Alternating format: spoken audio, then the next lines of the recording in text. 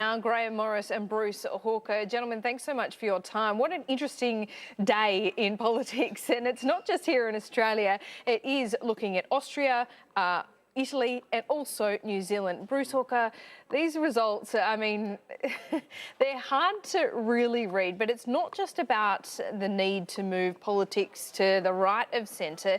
This is, again, an indictment, perhaps not so much New Zealand, but an indictment on the major parties, isn't it? Well, indeed. In the case of Austria, it was the extreme right and the extreme left, really, the Greens and, a very right-wing party fighting it out for the presidency, won by the Greens this time. But once again, a rejection of the establishment parties, a bit like with Trump and Bernie Sanders fighting it out to some extent in the United States for the hearts and minds of the outsiders. You're seeing this everywhere. Italy, it was again a vote about empowering the president or the prime minister to be able to... of David Cameron about it, didn't it? It did. And, well, there's big Brexit-style implications, but once again, it was the right and the left coalescing to attack the establishment centre. This seems to be the story of the year. Grahame Morris, we do see, many here in Australia loving to retrofit the results of overseas and using it to argue any particular cause in Australia. But what do you think the lessons are out of Italy and Austria? Look, I think New Zealand is closer to us because, and even the Americans, they don't have a powerful two-party system. The party system in Europe is pathetic, and you wouldn't wish the Italian sort of system on a dead dog. New Zealand is closer, and I think everyone was shocked that Prime Minister Keys decided to call it a day. I think New Zealand has lost a good man, but the National Party particularly have lost a winner, a double winner, and. I think certainly in my side of politics, we're all hoping that his replacement can do at least half as well. The European stuff, I don't think is comparable at all because their parliaments are a mess. Yeah, they certainly seem that way, Grahame. Let's move on to more domestic politics. Grahame, are you sad to see the Green Army go? Look, I didn't give a damn one way or another. The Green Army was meant to have people walking around in the bush and replanting stuff and saving the environment.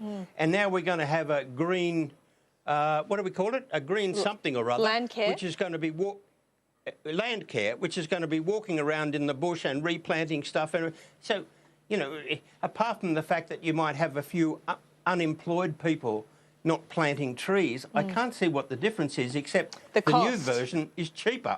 A lot cheaper. I think the Green Army was costing about $90 million a year on average, or $350 million. One of the problems, Laura, with the Green Army, it's a little like work for the dole stuff. You need about 4 people and a heap of insurance to supervise 2 people. And it's really hard to organise. Yeah, absolutely. But, Grahame, is it a move to away from centre-right politics and adopting Greens policy, as Tony Abbott said, or is he just protecting his legacy? Look, it was done purely to get something through the Parliament. The idea that anyone on the coalition is sitting there and saying, I got a good idea, let's follow the Greens down a path, is just not on. It just so happens that to give that up, Malcolm Turnbull and his team got something bigger. Good on them. Well, it seemed to me that the only person who was really unhappy about the Green Army going was General Abbott. I mean, he was very distressed. I think it was a lot of legacy protection in that.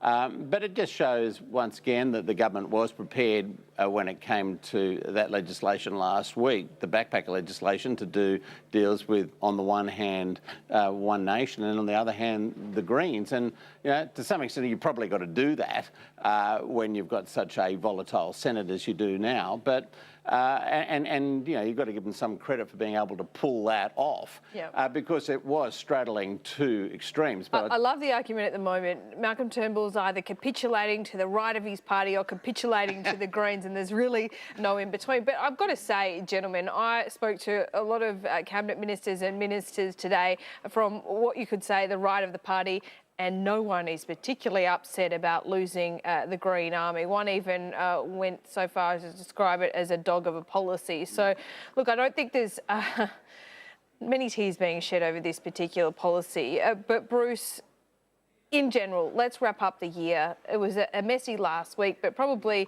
the government came out on top there. Winners and losers of the year? Well, Malcolm Turnbull probably started out looking like a bit of a winner, and by the end of the year is just really surviving. He didn't do well in the election campaign. We can't pretend he did anything but poorly. Bill Shorten did do well in the election campaign. He fought hard, but in many ways, I think the problems were really there. Well, the successes from Labor were in large part because of the failures of Malcolm Turnbull, because of what you were talking about before, you know, being seen to either capitulate to the right or the left inside his party and satisfying no one along the way. So I think there were no great winners in the major parties this year. I think there were some great performers. Well, Penny Wong did very well in the Senate. But you know, really, you don't see. I haven't seen too much this year, which has filled me with a great lot of hope about the state of politics in the country. We'll get back to what needs to happen in 2017. But Graham, your winners and losers of 2016. Look, Malcolm Turnbull won an election. He's one of only 10 Australians to have done it since the war. So in that sense, he's a winner. Plus, he got a lot of his big stuff through by the end of the year. Bill Shorten, I think, was a winner because he did well enough in the election campaign to save his neck. There's no doubt that Senators Hanson, Xenophon and Hinch are huge winners. They've been given massive power. I think. Yeah, but it showed last week that if you push the government too far, it won't necessarily work out for you. Darren Hinch and Rod Cullerton learned that last week, didn't they? Yeah, but Darren mucked that one up. I think in his quieter moments he would agree. I think George Wright, the Labor Party campaign director, did well. Barnaby Joyce and his Nats, they won seats while the Lib lost them. And I think Christopher Pyne, as the Minister for Everything in South Australia, has done extremely well getting all of that defence money in South Australia. As for those who had a rough year, there's no doubt Malcolm Turnbull fits that list as well. With the polls and whatnot, I think the Attorney General seemed to have a few too many fights with anyone with LLB after their name. Tony Abbott was sort of a sandpaper year where, you know, at times he was smoothing things over and at times he was roughing things up. The Clintons and all of those had a terrible year.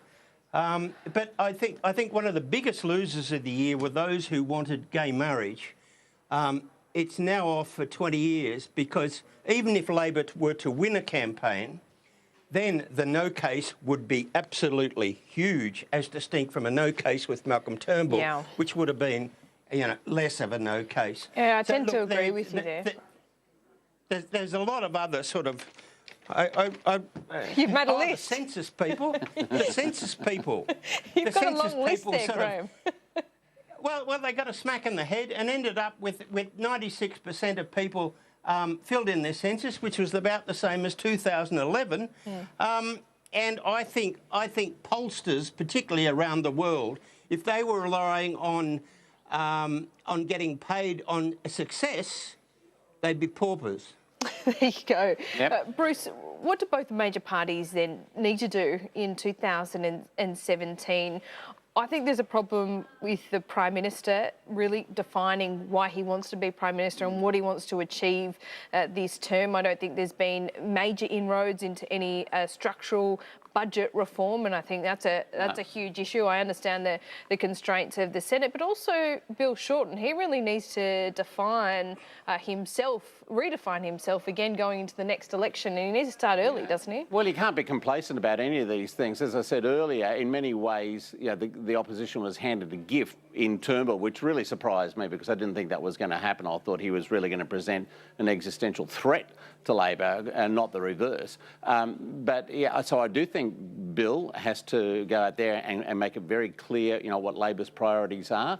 I think without going down the populist path, I think Labor does have to be cognizant of a bit of pushback in the electorate about, political correctness and those sorts of, and being obsessed with issues which really don't go to the centre of what concern Australian families. Now, I'm not saying that gay marriage is an unimportant issue, but really should it be dominating our political debate this year? I don't think so. I think it should be something that should have been dealt with in the Parliament and moved on. So I think Labor, to use an old term, needs to get back to basics. It needs to really drive home the points about where it stands on health, education, infrastructure, those big issues which really at the end of the day define a Labor Party and its readiness for government. If it can do that, I think they can toss off a lot of the sorts of things which got people unhappy in the last election, which saw an increase in the vote for Pauline Hanson and One Nation and also for the Greens. That's a big challenge for Labor. The West Australian election will be very interesting to watch in terms of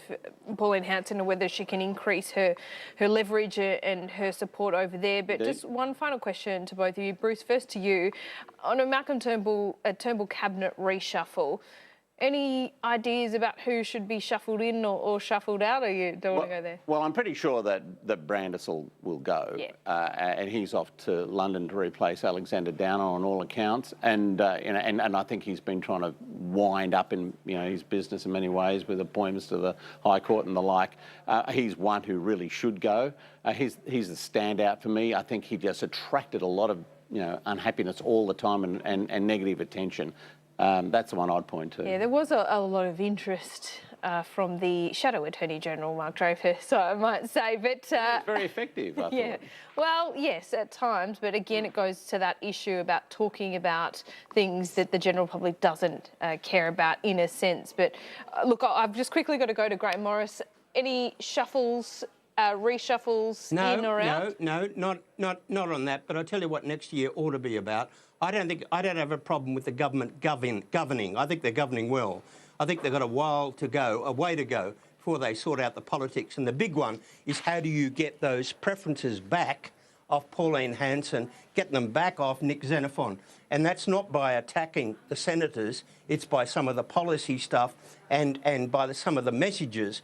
But the coalition could be in awful trouble unless it gets those the politics right and gets those preferences back. Yeah, I think Labor to an extent as well there on the left flank also, but we'll keep an eye on those polls as we always do.